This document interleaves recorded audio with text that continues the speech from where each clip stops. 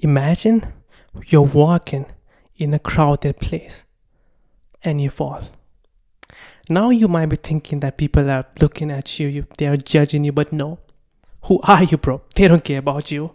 Nope. I'm gonna tell you what's gonna make them care about you. Imagine you fall while using your phone. Now they have a topic. Stop scrolling, brother. Skippity race. Or something like that. This is embarrassing, but it's not oral loss, okay? Now imagine you're walking and three gorgeous girls are coming in front of you.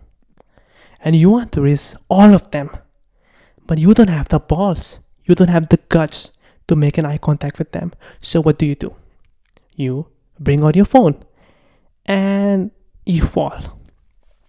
You fall, right? And you exactly know what they're thinking about you right now. Virgin or something like that. Now when you wake up, you know it's over for you, right? There's no coming back. You hide your face, you run away, you gaslight yourself, you act like you don't have legs, eyes. It's over. There's no coming back. This is oral loss. Well, this guy was me a few years ago, but let's not talk about that right now, okay? Let's not talk about that. See, when you're working on your confidence, it's really important to do things that scare you. So, one day, I was in a mall. I was having a cup of coffee at Tim Hortons. For those of you who don't know what Tim Hortons is, it's like Starbucks, but from Canada. Punjabis will know, okay? So, I would just seated there. I was just looking here and there because I didn't want to use my phone. I wanted to touch grass, okay? Touch grass. And it gets weird when you're a Gen Z and you don't have your phone in your hands.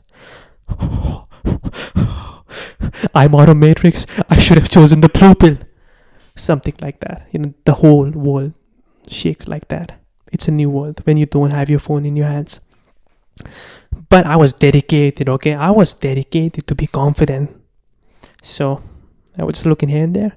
Then suddenly, two girls entered the cafe and sat next to me. I was scared as hell. I had no intentions of raising any of them because I knew I couldn't drive. I was very well aware of my capabilities and my strengths. But I knew I had to talk to them because they were scary for me. And if I wanted to be confident, I had to do things that scared me. And I had to talk to them, right? So, it took me 10 minutes to come up with a question. And then I found the perfect moment when one of the girls was not looking at me. She was using her phone. And the other girl was just seated there. So I knew that if I talk to that girl, the other girl won't respond to me. Look, it was already hard talking to one girl. How would I manage to talk to two girls, right? Nah, I couldn't have done that. I would have given up right there. So, I finally made the move. Hi, where are you from? And then she was like, Bengaluru. And then I was like, oh, okay, nice. I was already out of questions right there, but I was dedicated, okay? I wanted to be that confident version of myself. It took me 3 minutes to come up with a question, which was the worst question I could have ever come up with. So, were you born in Bangalore or did you migrate from somewhere else?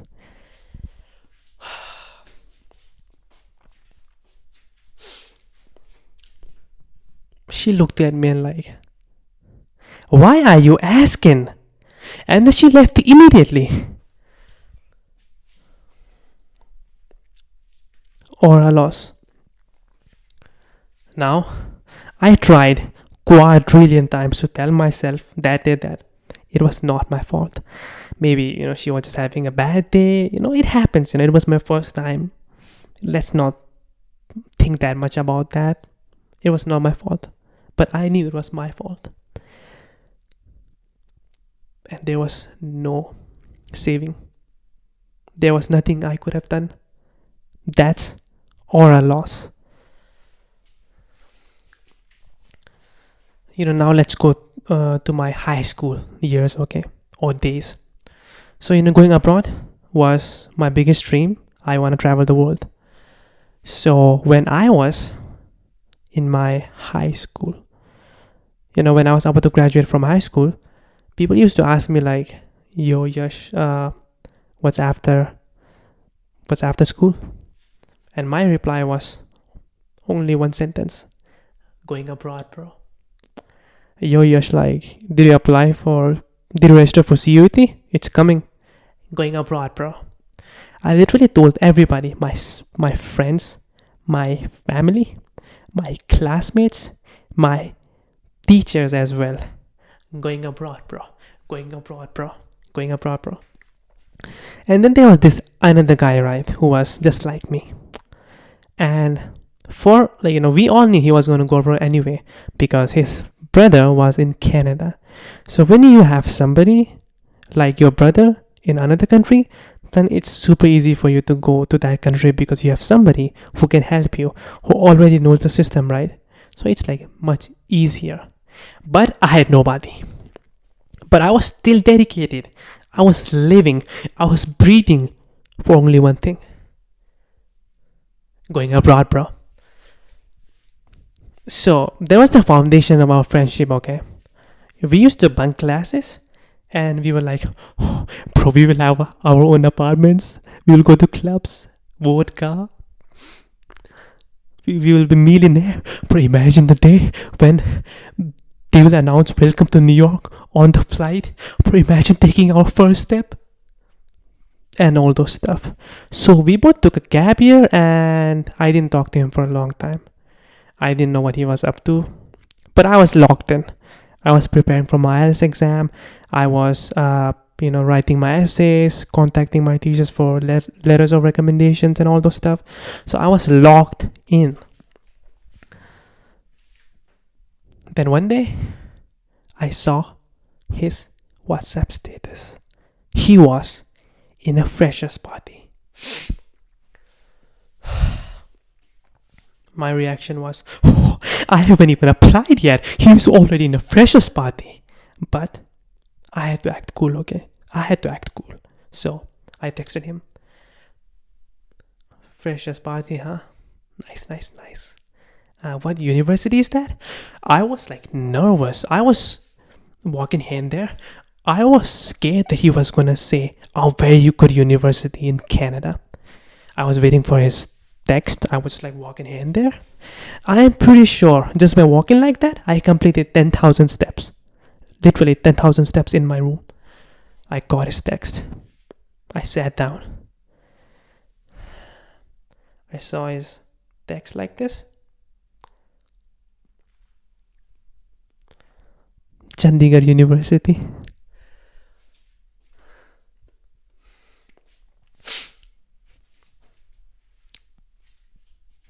Of course, I laughed a lot, right? And we did talk about the reasons behind him not going abroad, but that was not important. The important thing was, all eyes were on me. I didn't want to be like him, even though it was infinitely harder for me to go abroad. But I didn't give up. Okay? I was dedicated. And after a year, I also didn't go abroad.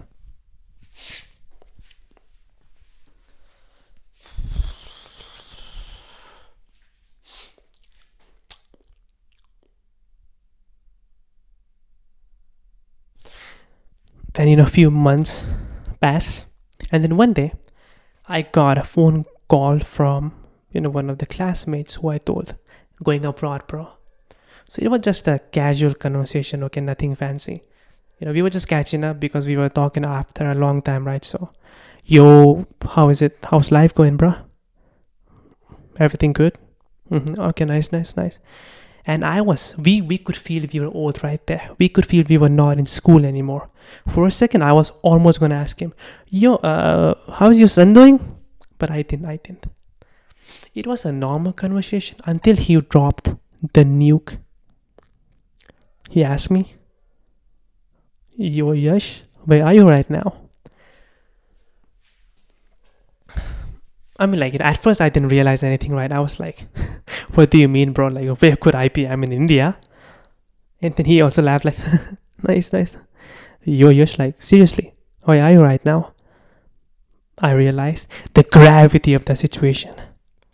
I knew what was coming. So I was like, take a guess. And then he started naming countries: USA, Canada, UK, Germany, Italy. Every single name was foreshadowing my oral loss.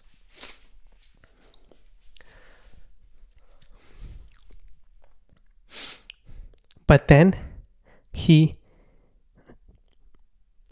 revealed the second worst thing ever. He opened his camera, and all the classmates who I told I'm going abroad, bro, were there. And all of them collectively yelled, "Where are you, Yash, right now?" There was no escape. I had to back down. So I finally told them, I didn't go abroad.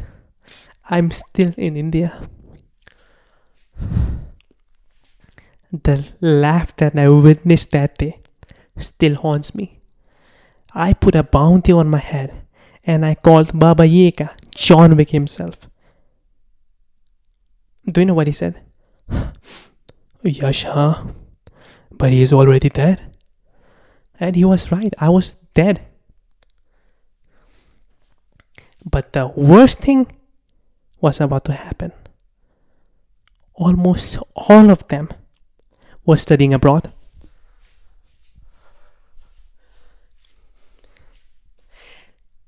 They didn't even want to go abroad. I was the one who grinded my ass off. I was the one who dreamt about it for years. They wanted to stay there. How?